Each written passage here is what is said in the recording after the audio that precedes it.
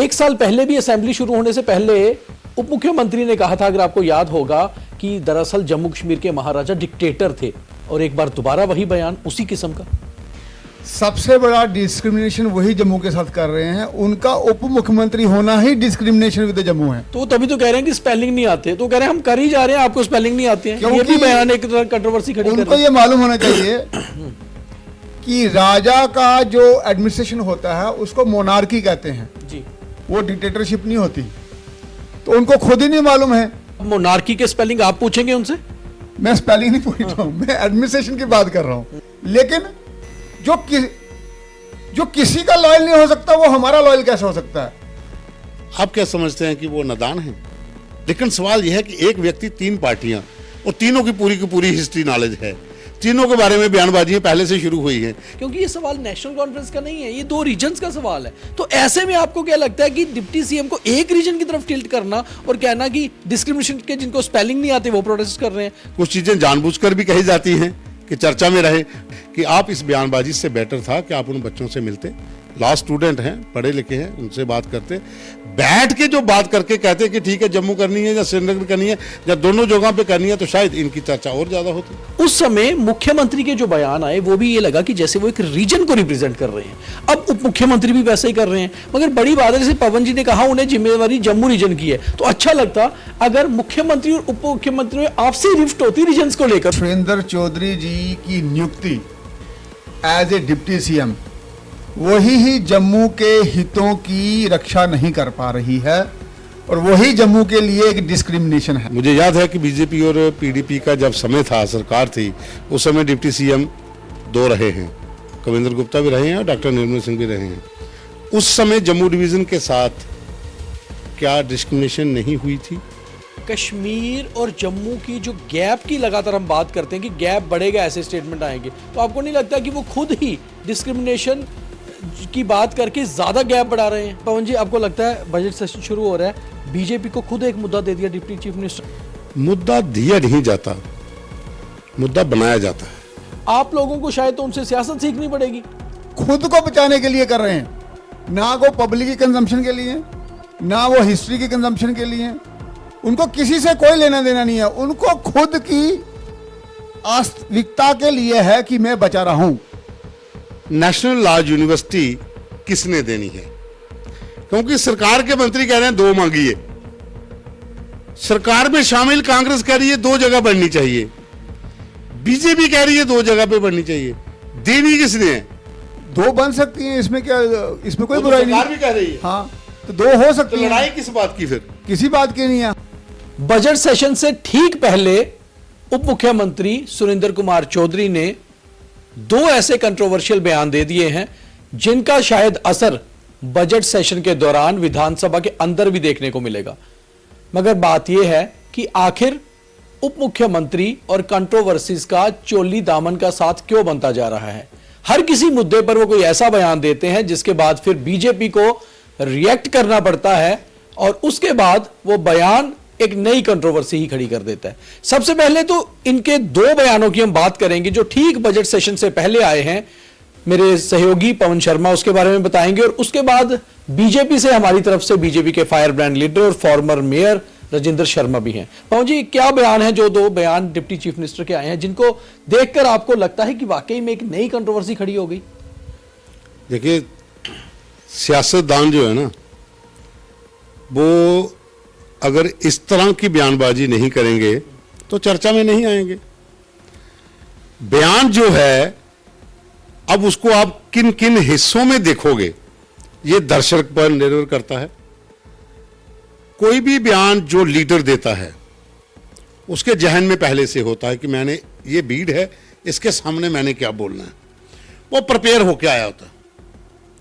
सुरेंद्र चौधरी का बयान जो है डिस्क्रिमिनेशन को लेकर कि इनको स्पेलिंग तक नहीं आती नेशनल लॉ यूनिवर्सिटी, उसमें मुझे लगता है कि उनको बजाय इस तरह का बयान देने से खुद बच्चों से बात करते, पॉलिटिक्स तो इसमें है ही नहीं, तमाम स्टूडेंट्स लॉ डिपार्टमेंट के प्रोटेस्ट कर रहे हैं, उसमें तो कांग्रेस के बच्चे भी थे लीडरों के, एनएसयूआई के बच्चे भी तो लॉ कर रहे हैं, एबीबी के बच्चे भी तो लॉ कर रहे हैं। वो सब एक जॉइंट प्रोटेस्ट था। इनका फर्ज बनता था जाते उनसे बात करते कि भाई ऐसा है। ठीक है, कई बार लीडर जल्दबाजी में जहाँ कभी उत्तेजना में ऐसा बयान दे जाता है कि उसको लगता है कि बोल दो, जो आया बोल दिया, लेकिन मुझे लगता है उसमें बच्चों के साथ जाते हैं, उनसे बैठ के बात करते हैं। भाई लॉ यूनिवर्सिटी की बात है, अगर स्कीना ईटू जी जो हम जहाँ की शिक्षा मंत्री है वो कह रही है कि अगर मांगना है तो 2 मांगिए, तारिक अहमद करा कह रहे हैं कि 2 ही बना दीजिए, कश्मीर में एक जम्मू में, तो आप भी जाकर बात कर लेते। आप तो जम्मू डिवीजन के हैं, बात तो जम्मू डिवीजन में एडजस्ट करने की हो रही है ना, एक यूनिवर्सिटी जहाँ भी दे दीजिए, बच्चों के साथ बैठते तो बात हो जाती, इसमें कोई बड़ी बात नहीं है।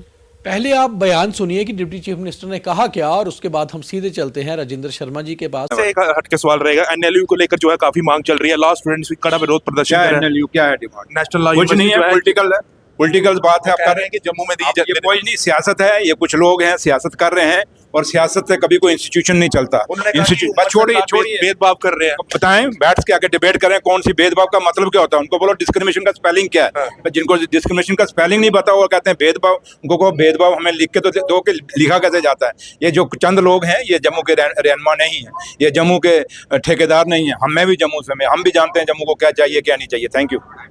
महाराजा हरि सिंह को लेकर बार बार उप मुख्यमंत्री क्यों बयानबाजी करते हैं, और बड़ी बात है कि उन्होंने जो दूसरी बात कही है कि शेख मोहम्मद अब्दुल्ला का रोल जम्मू कश्मीर की सेकुलर फीदर को मेंटेन करने में है, एक रोल उनका रहा है, मगर वो क्या महाराजा को दरकिनार करके उनका रोल बताना चाहते हैं या एक नई सियासत खड़ी करना चाहते हैं? राजेंद्र जी, 1 साल पहले भी असेंबली शुरू होने से पहले उप मुख्यमंत्री ने कहा था, अगर आपको याद होगा, कि दरअसल जम्मू कश्मीर के महाराजा डिक्टेटर थे, और एक बार दोबारा वही बयान उसी किस्म का।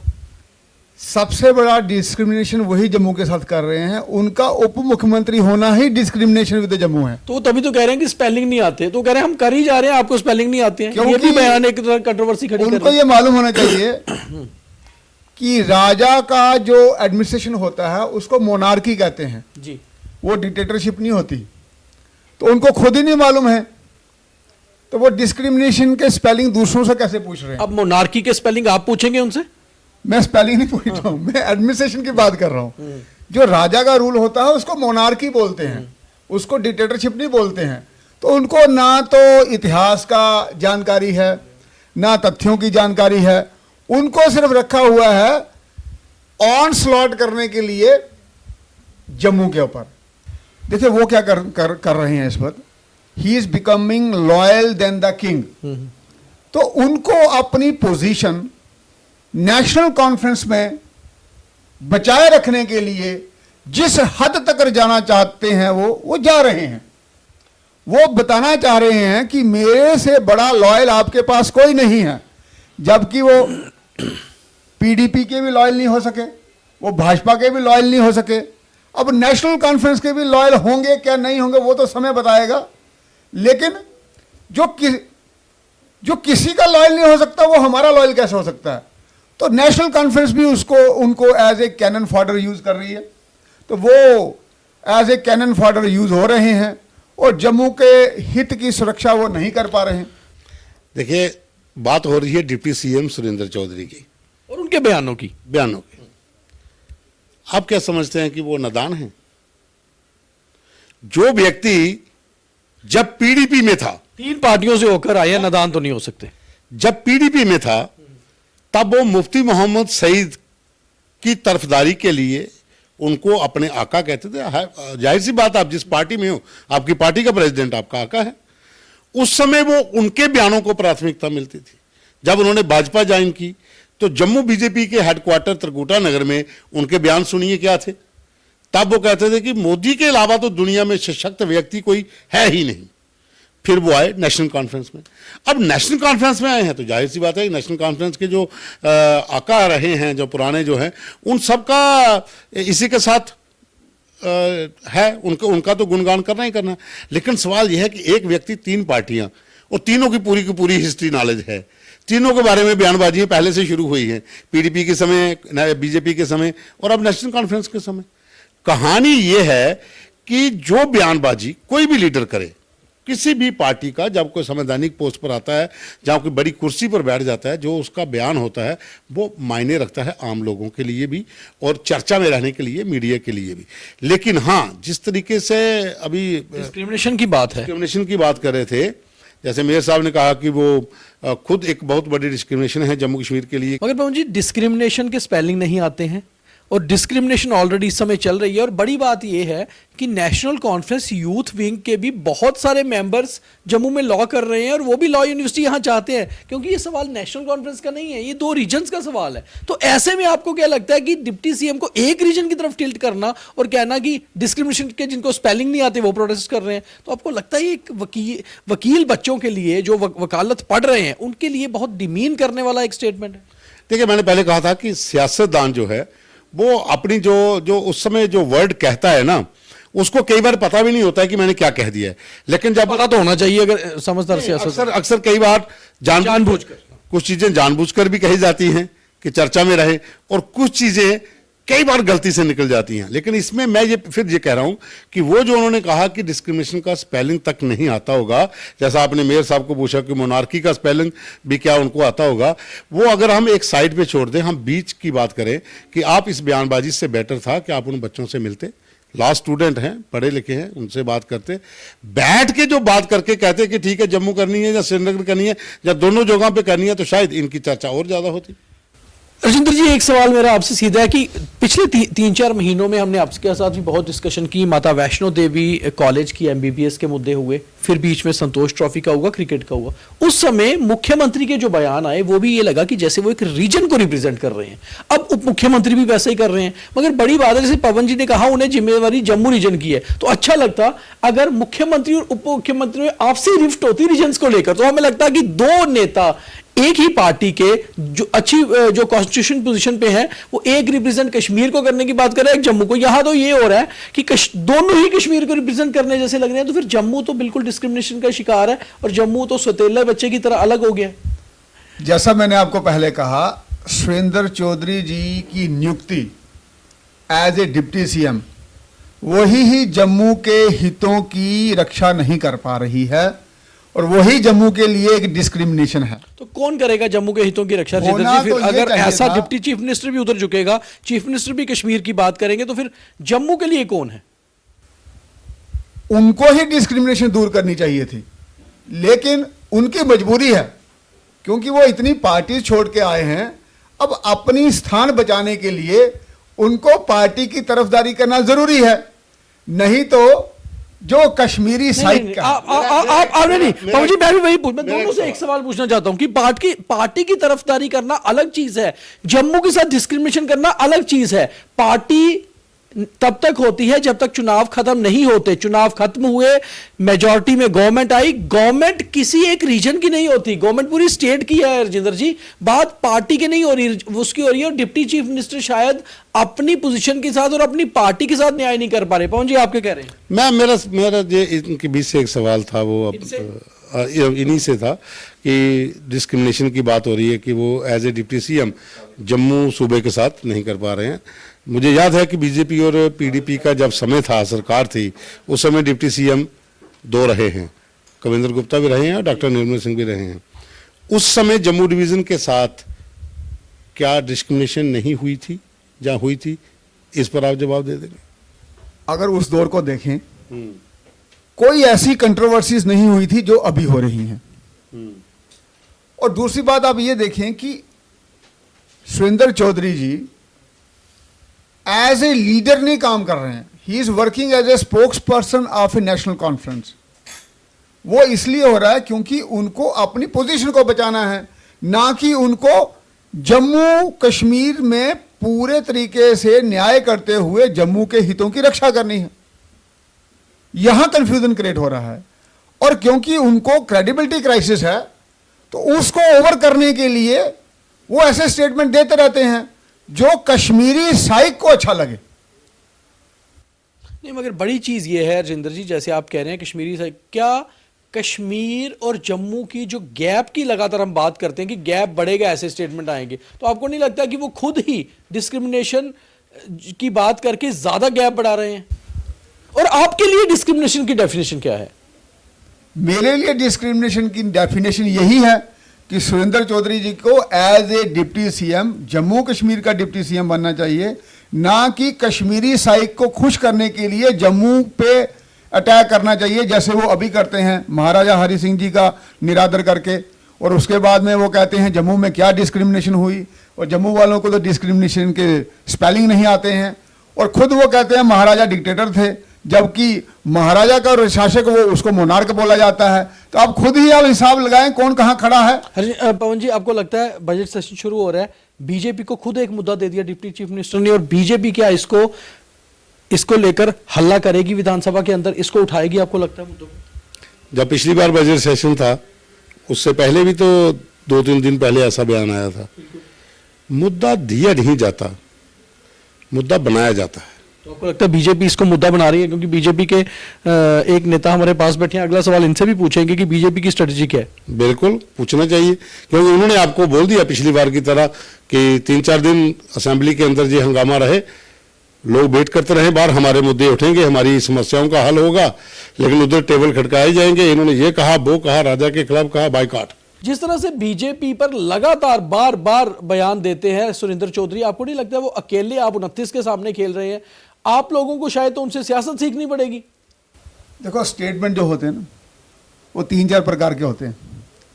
एक होता है पब्लिक स्टेटमेंट जी, एक होता है पॉलिटिकल स्टेटमेंट, एक होता है हिस्टोरिकल स्टेटमेंट, एक होता है पर्सनल स्टेटमेंट।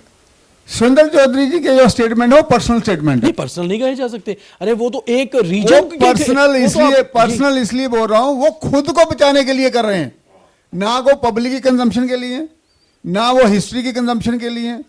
उनको किसी से कोई लेना देना नहीं है, उनको खुद की वास्तविकता के लिए है कि मैं बचा रहा हूं। तो इसलिए मैं ये कह रहा हूं आपको कि उनको इस शेल से बाहर आके काम करना चाहिए और एज ए डिप्टी सीएम काम करना चाहिए। तो इस मुद्दे को अब बीजेपी सदन के अंदर उठाने वाली है या बाहर उठाने वाली है? देखो, महाराजा का जो निरादर है वो तो हम सहन कर नहीं सकते, तो अब हम मान के चलें कि पहले ही सदन में एक मुद्दा ले आई बीजेपी। और दूसरा, जम्मू के साथ जो डिस्क्रिमिनेशन है, बीजेपी एमएलए क्या सदन के अंदर इस मुद्दे को उठाने जा रहे हैं? मुद्दा तो उठना चाहिए, उसमें क्या दिक्कत है? तो फिर जब मुद्दे उठेंगे, हंगामा होगा, तो फिर जो जनता के काम थे वो रह जाएंगे, तो कैसे काम चलेगा? और दूसरा ये है जी, हमारी बात होगी इस सदन में, हमारी बात कहां होगी? जो नेशनल कॉन्फ्रेंस ने अपना मैनिफेस्टो दिया था, सिलेंडर फ्री में देंगे, बिजली फ्री में देंगे, नौकरियां देंगे, डेली वेजर को पक्का करेंगे, अब ये नेशनल लॉ यूनिवर्सिटी का मुद्दा है जी, ये सारे मुद्दे वहां उठेंगे। ये सारे मुद्दे जम्मू के मुद्दे हैं। और जम्मू का टूरिज्म कहाँ है? जम्मू को अभी जो हमारा 1048 करोड़ रुपया मिला है, उसकी डिस्ट्रीब्यूशन क्या है? एक अकेला 29 पे भारी, एक अकेला 29 पे भारी वाली बात है। मेरा एक सवाल मेरे हिसाब से है, नेशनल लॉ यूनिवर्सिटी किसने देनी है? क्योंकि सरकार के मंत्री कह रहे हैं 2 मांगिए, सरकार में शामिल कांग्रेस कह रही है 2 जगह बननी चाहिए, बीजेपी कह रही है 2 जगह पे बननी चाहिए। देनी किसने है? जब सरकार कह रही है कि 2 मांगिए, शिक्षा मंत्री जो हमारी हैं वो कह रही है 2 मांगिए, एक क्यों मांग रहे? 2 मांगिए, एक कश्मीर के लिए, एक जम्मू के लिए। तो इस पर बीजेपी का क्या स्टैंड होगा? फिर 2 बन सकती हैं, इसमें क्या, इसमें कोई बुराई नहीं। सरकार भी कह रही है हाँ, तो 2 हो सकती है। लड़ाई किस बात की? फिर किसी बात की नहीं है। हम ये कह रहे हैं, हम कह रहे हैं जम्मू को भी दो। हम तो ये कह रहे हैं जम्मू को भी लगता दो। है जो जम्मू के छात्र प्रोटेस्ट कर रहे हैं वो गलत कर रहे हैं? बिल्कुल गलत नहीं कर रहे। कई स्टेट ऐसी हैं यहाँ 2-2 मतलब प्रोटेस्ट करके ही जम्मू को हक मिलेगा, ये बीजेपी ने भी मान लिया। किसने कहा प्रोटेस्ट करके? हमें तो करने की जरूरत नहीं पड़नी चाहिए थी, लेकिन परिस्थितियां ऐसी बनाए जाए दी जाती हैं जिसमें प्रोटेस्ट करने की जरूरत पड़ती है। नहीं, जैसे कश्मीर की बात हम कर रहे हैं कि कश्मीर वाले तो प्रोटेस्ट नहीं कर रहे कि हमें दो, अब प्रोटेस्ट तो जम्मू कर रहा है, कश्मीर वाले कह रहे हैं दोनों। वहां इसलिए नहीं कर रहे क्योंकि वहां सीएम साहब ने अनाउंस किया हुआ है, जम्मू में किसी ने अनाउंस नहीं किया हुआ है। तो अब जम्मू वाले ये कह रहे हैं कि हमें भी नेशनल लॉ यूनिवर्सिटी दो, तो वो बन सकती हैं। जैसे इन्होंने प्रश्न किया, सीएम साहब को बिल लाना है सेशन में और उसका अप्रूवल एलजी महोदय जैसे लेना है, इसकी इतनी ही प्रक्रिया है। यूनिवर्सिटी बनाना जो स्टेट होती है या यूटी होती है, ये उसका काम होता है। तो बन सकती हैं 2 नेशनल यूनिवर्सिटी, उसमें कोई बहुत बड़ी बात तो है ही नहीं है। ऐसे भी सेंट्रल यूनिवर्सिटीज़ बनती हैं, स्टेट्स में बनती हैं ना, तो वो भी बनती हैं, तो ये भी बन सकती है। जैसे कल को कोई कहता है मुझे वेटनरी यूनिवर्सिटी बनानी है, तो वो भी बन सकती है। It's a prerogative of the state और ए यूटी, उसमें कोई दिक्कत नहीं है। पवन जी वापस आते हैं सुरेंद्र चौधरी पे। आपको लगता है कि एक अकेला 29 पे भारी वाली बात होती है? हमेशा सुरेंद्र चौधरी एक ऐसा बयान दे जाते हैं जिसपे फिर बीजेपी लगातार रिएक्ट करती है और बीजेपी के विधायक कई बार उन पे करते हैं, तो वाकई में कहीं ना कहीं वो जानबूझकर इनको फंसा जाते हैं, लोगों के मुद्दों से हटा जाते हैं। देखिए, नेशनल कॉन्फ्रेंस भी बड़ी चालाक है। उनको पता है कि विपक्ष सिर्फ जम्मू डिवीजन से है, कश्मीर से तो विपक्ष है ही नहीं, वहां पर तो पीडीपी है, छोटा विपक्ष तो है। वो कश्मीर केंद्रित राजनीतिक दल किसी एक दूसरे का विपक्ष नहीं है। वो किसी मुद्दे पर एकजुट हो जाते हैं, किसी मुद्दे पर बहस होती है। लेकिन नेशनल कॉन्फ्रेंस चला के उन्होंने सुरेंद्र चौधरी को आगे कर रखा है कि मुद्दा आप उठाओगे, प्रोटेस्ट ये लोग करेंगे, काम लोगों के रुकेंगे, असेंबली से बाइकाट होता हम रहेगा, बचकर निकल जाएंगे। हम बचकर निकल जाएंगे, बस। तो हम बचकर निकल जाएंगे, क्या लगता है नेशनल कॉन्फ्रेंस की मिली भगत है? सुरेंद्र चौधरी को आगे रखा है बीजेपी को घेरने के लिए, और आप ऑपोजिशन होते हुए भी उनसे घिर जाते हैं हर बार। कहीं नहीं गिरते, हम तो जम्मू के हितों की बात करते हैं। यही तो कह रहा हूं, इस बार हमने उनको यही पूछना है, भाई बताइए, आपने फ्री सिलेंडर देने की बात कही थी, नौकरियां देने की बात की थी, डेली वेजेस का पक्का करने के लिए बात कही थी, वो भी उन्होंने बोल दिया। उन्हें बोला बार बार थोड़ी ठोकूंगा, एक बार ठोक के कह दिया कि इस बार असेंबली में आ रहा है तो आपको स्वागत करना चाहिए उनके बयान का। उन्हें बोला इस बार डेली वेजेस को क्लियर कर रहे हैं हम। करेंगे तो हम स्वागत करेंगे, उसमें क्या दिक्कत है? तो अगर लोगों की बयान तो आ भलाई गया, का काम बयान तो आ होगा गया। तो हमने कंस्ट्रक्टिव अपोजिशन करनी है, तो हम उसका स्वागत करते हैं। अगर आएगा तो हम चाहते हैं डेली वेजेस पक्के हों। अच्छा, मेरा एक सवाल और भी था, अब इसी चीजों के बीच में एक सवाल मेरे ध्यान में था कि भारतीय जनता पार्टी के 2-3 नेताओं ने कहा था कि जम्मू स्टेट को अलग कर दीजिए। उसके बाद भाजपा की तरफ से एक पाठशाला हुई थी, उसमें कहा गया कि अखंड भारत जम्मू कश्मीर, अखंड भारत जम्मू कश्मीर, हम अलग नहीं करेंगे। अलग नहीं करेंगे तो लद्दाख को भी बीच में ले लो, वही तो अपना हिस्सा था पहले। अगर अखंड जम्मू कश्मीर है तो उसमें लद्दाख भी था। लद्दाख था जम्मू कश्मीर में। अगर कल को अभी जो एट प्रेजेंट हमारी रीऑर्गेनाइजेशन का स्ट्रक्चर है उसमें तो जम्मू कश्मीर ही है, उसमें लद्दाख तो अभी है ही नहीं। तो जब वो नहीं है तो हमने तो जम्मू कश्मीर की बात करनी है। मतलब जम्मू के साथ भेदभाव जो है उसे लेकर बीजेपी का यही तर्क है कि हम जम्मू कश्मीर ही चाहते हैं, जम्मू अलग नहीं होगा। वो तो साफ सी बात है। अब आप आप तो जम्मू कश्मीर के विस्तार करने की बात करते हैं। रीऑर्गेनाइजेशन में है ही जब जम्मू कश्मीर, तो हमने जम्मू कश्मीर की बात करनी है, लद्दाख की बात करेंगे क्या करेंगे हम? वो लद्दाख की बीजेपी वहां की बात उठाती है। वहां पर बीजेपी है, बिल्कुल है बीजेपी, क्यों नहीं है बीजेपी? हमारा लद्दाख वहाँ, में, हाँ वहाँ ऑफिस है हमारे, वहाँ एमपी चुन के आए हैं। क्या बात कर रहे हैं आप? एलजी भी बीजेपी के हैं। वो कॉन्स्टिट्यूशनल पोस्ट तो कॉन्स्टिट्यूशनल है, मगर वैसे देखा देखा जाए तो जम्मू कश्मीर के एलजी और लद्दाख के एलजी दोनों ही बीजेपी से आते हैं, बीजेपी के बड़े नेता भी रहे हैं। खैर वो बात अलग है, हम सियासत की बात में नहीं जाएंगे। बात कॉन्स्टिट्यूशनल पोजीशन होती है, वो किसी पार्टी को बिल्कुल रिप्रेजेंट नहीं करते हैं। कहते हैं हमारे अपने आदमी हैं। आदमी कहाँ उन्होंने अपना, उन्होंने एलजी अपना आदमी कहते हैं, पोजीशन कहते हैं। नहीं, वापस आते हैं तो बजट सेशन शुरू हो रहा है। जिस तरह राजेंद्र जी ने बताया कि दरअसल डिप्टी चीफ मिनिस्टर एक अलग सियासत कर रहे हैं, जम्मू के साथ डिस्क्रिप्शन हो रहा है, उन्हें पता है, मगर वो अपने बॉसेस को खुश करने की राजनीति कर रहे हैं। अब देखना यह है कि बीजेपी इन सारे मुद्दों पर सदन के अंदर क्या करती है, और क्या वाकई में जम्मू के मुद्दे सदन के अंदर भी उठाए जाते हैं, या फिर हर बार की तरह सरकार भी कश्मीर की और बाहर भी कश्मीर की, और जम्मू फिर अल्टीमेटली सिर्फ असेंबली जम्मू में लगेगी, बात कश्मीर की होगी। तो जैसे ही सदन शुरू होता है, अब देखना यह है कि लोगों की बात भी होती है या फिर सिर्फ विवाद निकलते हैं और कंट्रोवर्सीज बनती हैं। और डिप्टी चीफ मिनिस्टर इन सारी चीजों पर अब बीजेपी के साथ नया घेराव कैसे करते हैं वो भी देखना होगा। बहुत धन्यवाद।